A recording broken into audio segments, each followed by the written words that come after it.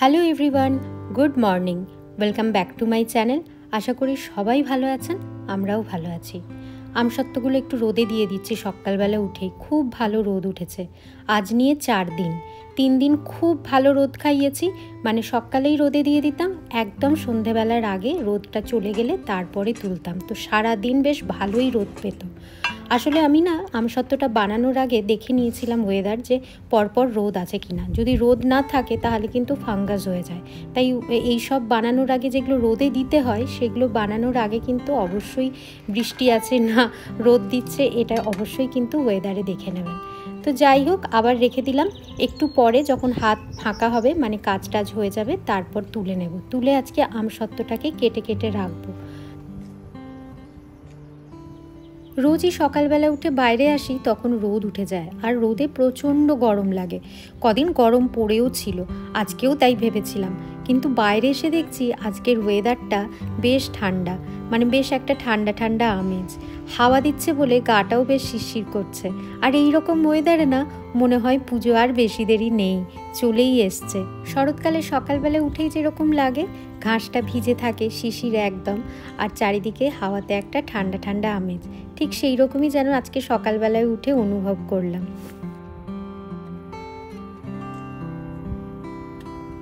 আর এই দেখুন আমার তুলসী গাছটা কি সুন্দর গ্রো করছে।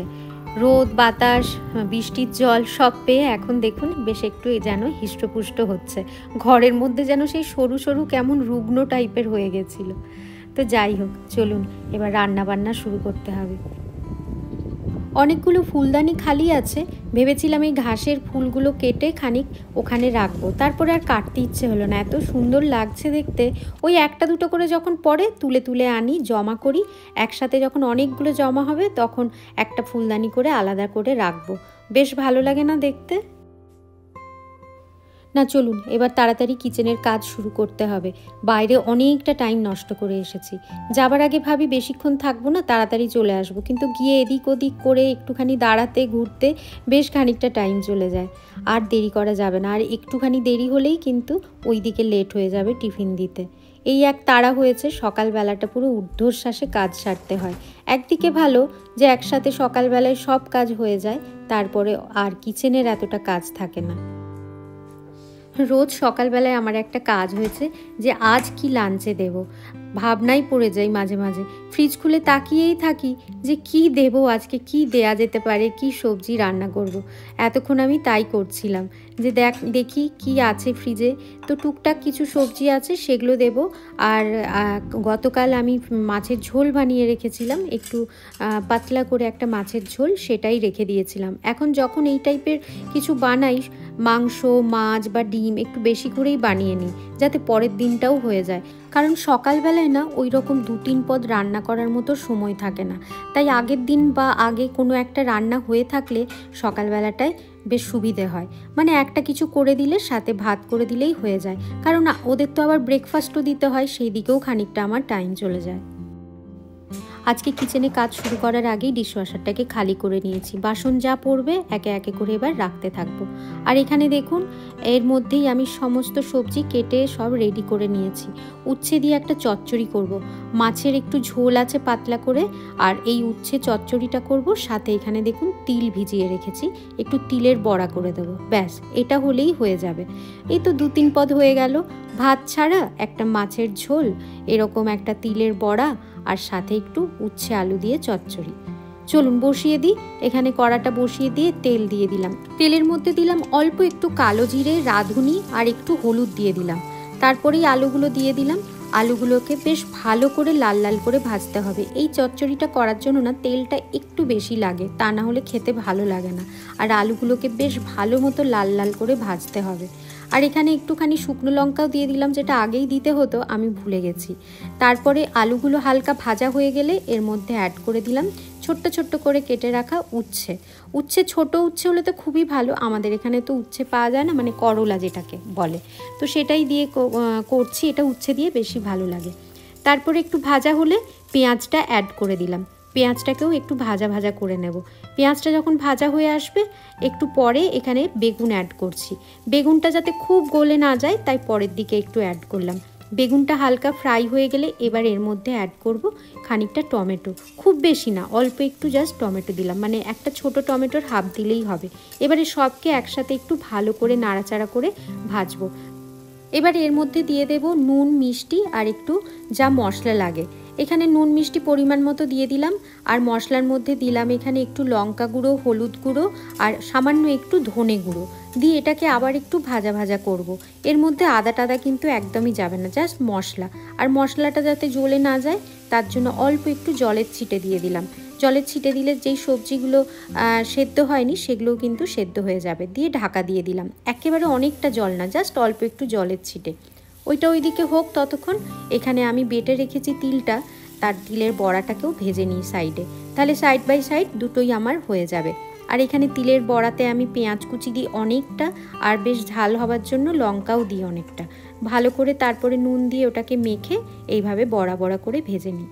চলুন, এটা বোধহয় হয়ে গেছে, আলুটাও সেদ্ধ হয়ে গেছে। একদম লাস্টে অ্যাড করলাম বেশ খানিকটা পোস্ত, মানে প্রায় 1 টেবিল স্পুনের মতো পোস্ত অ্যাড করলাম। 1 টেবিল স্পুন বা 1 টিস্পুনের মতো পোস্ত অ্যাড করলেই হবে।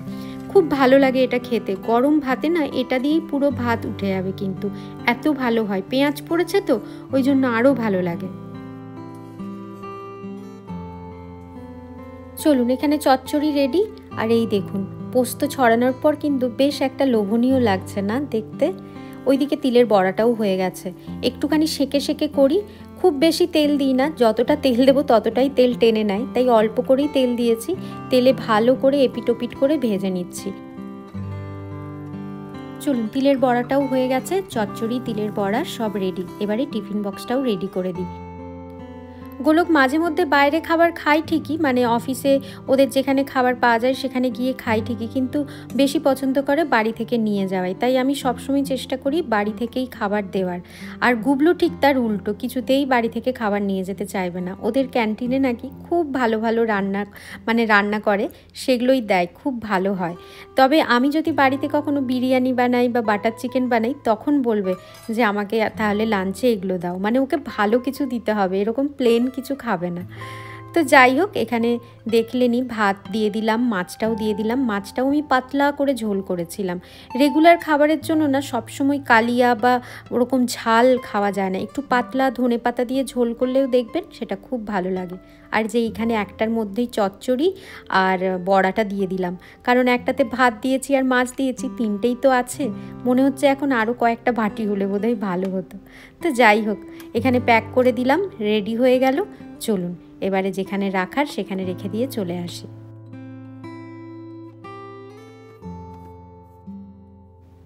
অনেক দিন অফিস যাওয়ার অভ্যেসটা নেই, তাই সাথে যে টিফিন বক্সটা নিয়ে যেতে হবে মাঝে মধ্যে খেয়াল থাকছে না বোধহয়। আমি প্রথম দিনই ওকে মনে করিয়ে দিলাম, তারপরেও ভুলে যাচ্ছিল। তো সেই জন্য এখন কি করি, এই দরজার মধ্যেই ঝুলিয়ে দিয়ে চলে আসি, ওখান দিয়েই বেরোবে, তখন চোখে পড়বে, নিয়ে নেবে। চলুন, গোলক বেরিয়ে গেছে আর আমিও এখানে সকাল সকাল একটু ভাত নিয়ে বসে গেছি। মানে এই ধরুন এখন 11:30 মতো বাজে, আমি ভাবলাম লাঞ্চটা করে নিই।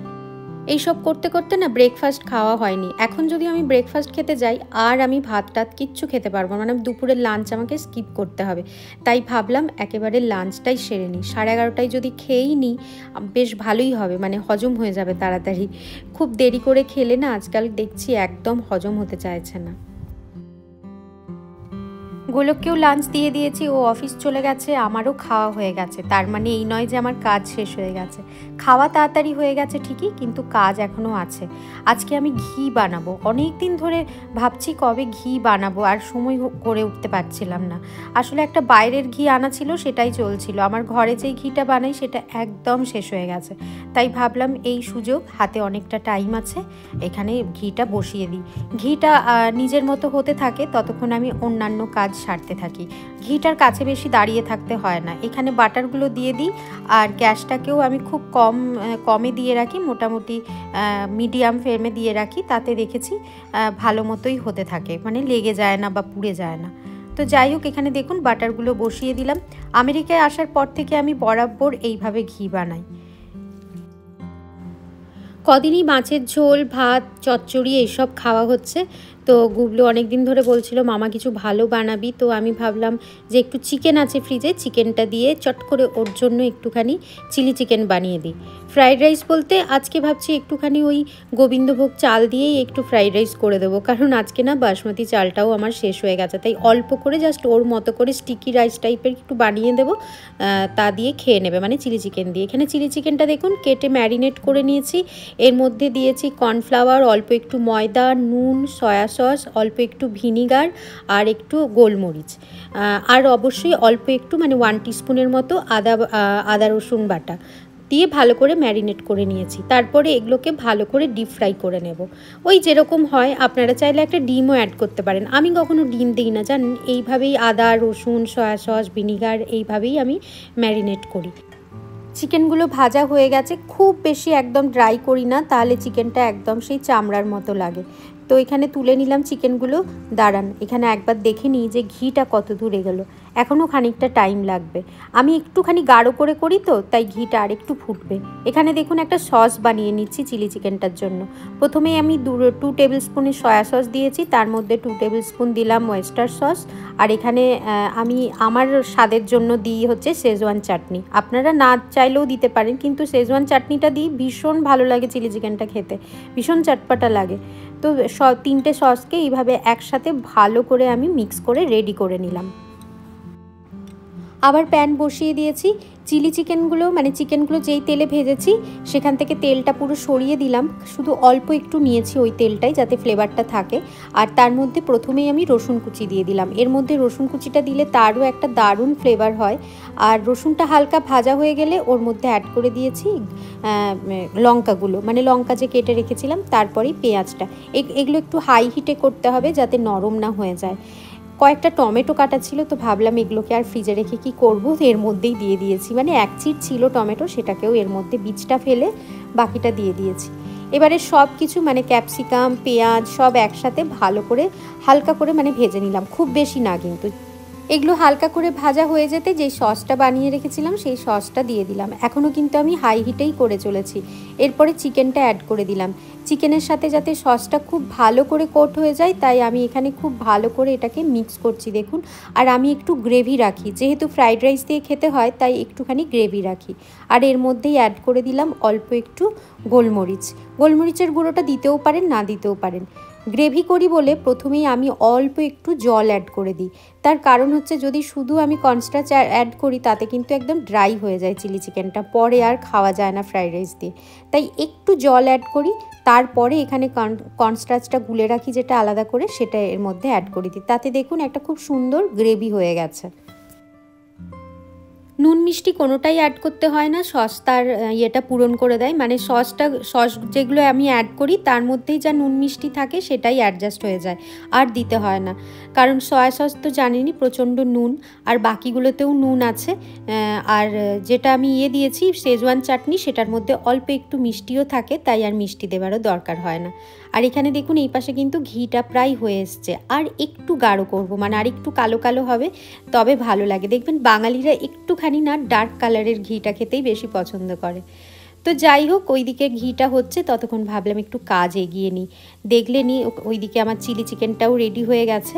আর এখন ভাবছি সিঙ্ক টিঙ্কগুলোকে ভালো করে পরিষ্কার করে নিই। এই এরিয়াটা দেখছেন সবসময় কিন্তু ক্লিন হয় না, আমি চেষ্টা করি সবসময় ক্লিন করে রাখার, কারণ এই সিঙ্ক এরিয়াটার জায়গাটায় দেখবেন শ্যাওলা জমে যায় কাজ করতে করতে, কারণ জলগুলো আমরা সবসময় মুছি না, জল জমতে জমতে একটা কীরকম কালো কালো দাগ শ্যাওলা মতো পড়ে যায়, ওটা আমার ভীষণ বাজে লাগে। তাই আমি যখনই সুযোগ পাই এই জায়গাটা ক্লিন রাখার চেষ্টা করি। এমনকি এই যে সাবান, 2 ধরনের যে সাবান আছে, একটা ডিশওয়াশার সোপ আর একটা হ্যান্ড সোপ, সেগুলোর বোতলগুলোকেও ভালো করে মানে ওর কন্টেনারগুলোকেও ভালো করে আমি ক্লিন করে নিলাম, কারণ ওই সাবান পরে পরে না একটা কীরকম পিচ্ছিল হয়ে যায়, যখনই ধরতে যাই ভিজে হাতে অনেক সময় স্লিপ হয়ে যায়, কাঁচের তো ভেঙে যেতে পারে। তাই ভালো করে ধুয়ে সিঙ্ক এরিয়াটা দেখুন এখন পরিষ্কার করে নিলাম।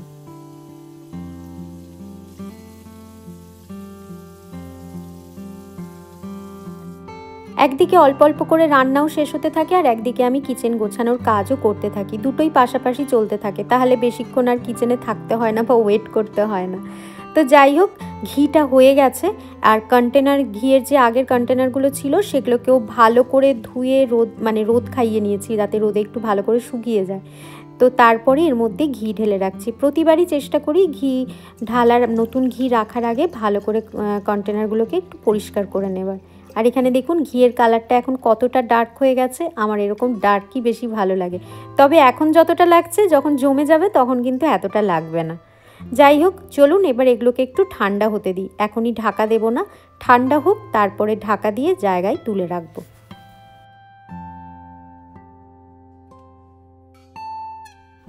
অ্যামাজন থেকে চা রাখার জন্য একটা বড় থার্মাস আনিয়েছি, এইটার মধ্যে বেশ অনেকটা চা ধরবে, তো সেটাকেই আমি ভাবছি একটু ক্লিন করে রাখবো।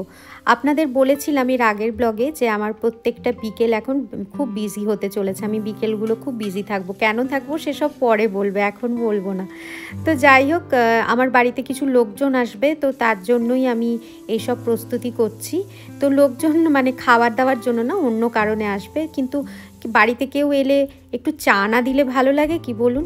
এটাই করে যদি চা করে রেখে দিই, সবাই তার নিজেদের মতো করে চা নিয়ে নিতে পারবে।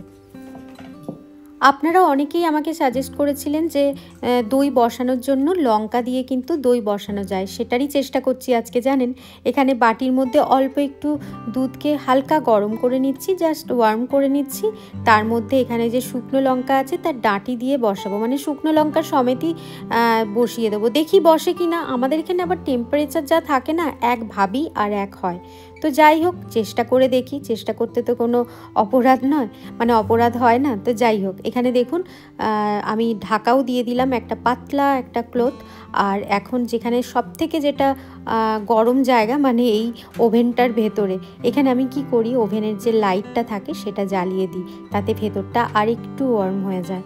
তো এখন আমি এই দুধের মধ্যে যে লঙ্কা দিয়ে রেখেছি সেটা এখানে রেখে দিচ্ছি, তারপরে কাল সকালে দেখব যে জমেছে কিনা।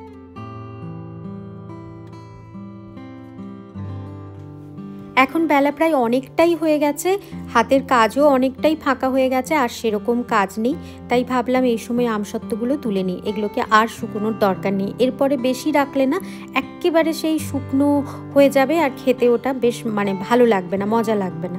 তো তাই ভাবলাম তুলে নিই, আজকেই আমসত্ত্বর মতো কেটে এগুলোকে রেখে দেবো, তাহলে নিয়ে নিয়ে খেতে সুবিধে হবে। আর এই দেখুন কি সুন্দর উঠে আসছে, একদম একটা যেন ঠিক রুটির মতো হয়ে গেছে। এবারে এগুলোকে না কেটে নেব, এই চৌকোটাতে কাটতে বেশি সুবিধা হবে, কারণ এটা বেশ সুন্দর করে রোল করা যাবে, আর যেটা গোল থাকবে সাইডেরগুলো একটু ছোট হয়ে যাবে। তবুও চলুন, যেরকম হয় সেরকমই ভালো।